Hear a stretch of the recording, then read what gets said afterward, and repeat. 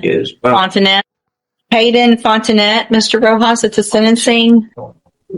Good morning. Are you Caden Fontanet? And this is 25 DCCR 1759. Mr. Fontanet was previously in court, entered a plea of guilty to the first-degree felony offense of aggravated robbery. It was an unagreed plea.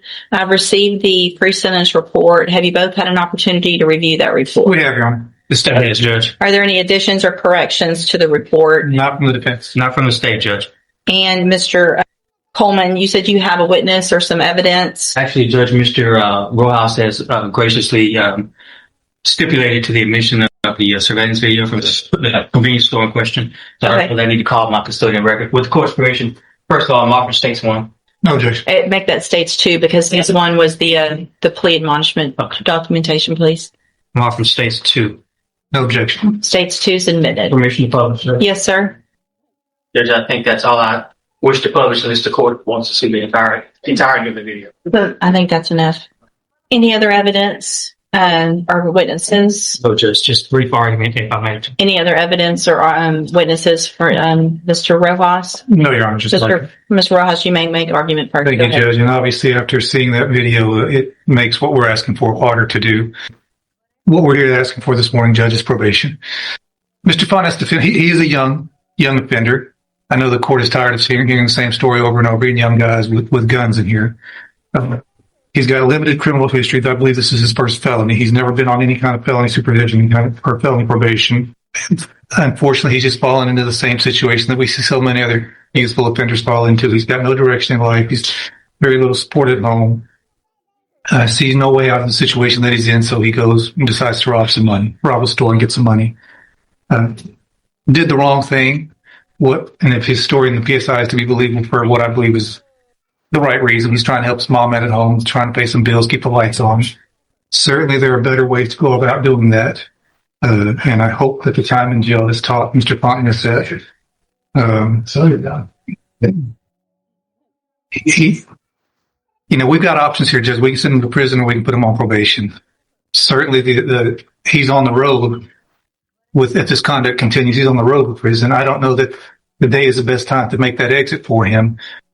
He's got a long life to live. We can send him to prison. He can be there for a few years and come back out. I don't know that he's going to get the help that he really needs in prison. There are programs available on probation that if he's serious about turning his life around, like he says in the PSI, those programs can help him.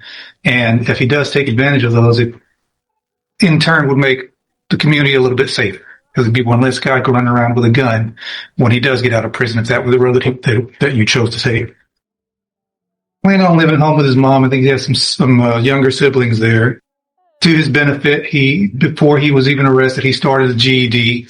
I think on the night that this happened, he had just finished a GED class and made a dumb decision to go hang out with these guys that he should not have been hanging out with, and did this robbery. Again, Judge, you've got two options. You can send him to prison or you can try to get him some help on probation, and hopefully he will take advantage of that. And certainly if he doesn't, we're going to know pretty quick, and you'll have another chance to send him to prison probably for a longer time. All right. Thank you. What is the status of the other two? Are there co-defendants? Have they been charged? They have been charged, Judge, and I have both of their cases, Judge. And they have not been sentenced yet or anything like that? Okay. All right, go ahead, Mr. Coleman. Yeah, I'll be brief. Whether it's the Pine Club Apartments or Rogers Park or a Speedy Mart, you've seen this, and we've seen this in this community all too often. I'm preaching to the choir, Judge. Prayer vigils and advisory committees, all that stuff's fine, but you judge where the rubber meets the road. You are that person that can protect the community from somebody like this defendant. You are that person that can either let him walk out of this courtroom on probation with a piece of paper with conditions and promises that he won't resort to this kind of violence that you saw on that video, or you can ensure that the community is safe by putting him behind steel bars, concrete wall, and razor wire fence. I'm just asking. I'm not in the habit of begging, but on behalf of this community, I'm begging that you send this defendant to prison. The message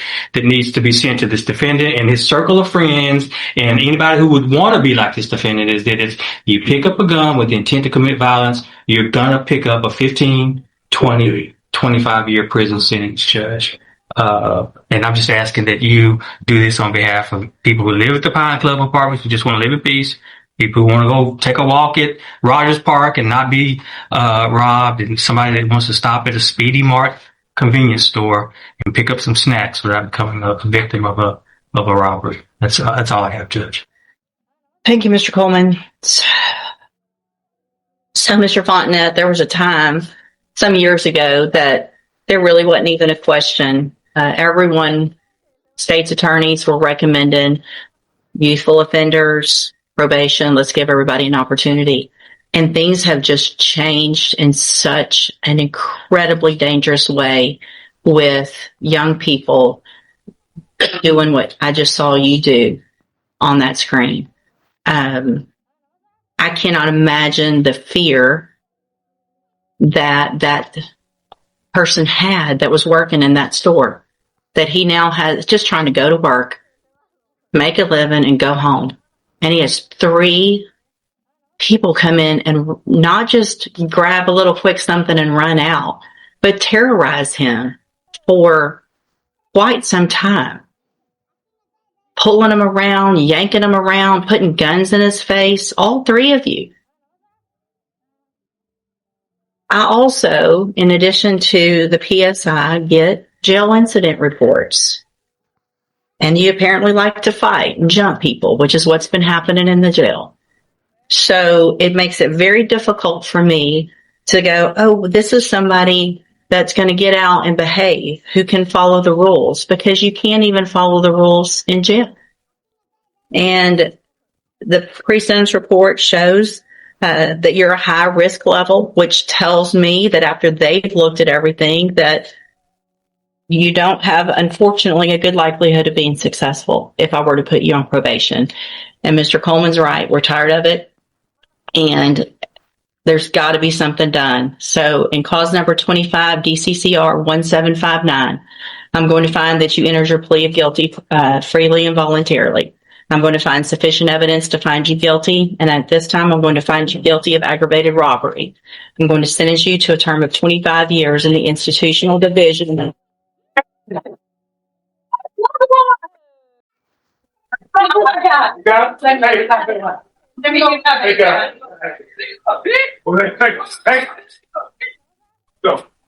on, Mom. Here. I'm going to sentence you to a term of 25 years in the institutional division of the Texas Department of Corrections. You will receive credit on that sentence for any time that you've been in custody that the law gives you the right to receive. I'm handing you the trial court certification. This was not an agreement. You have some rights to appeal.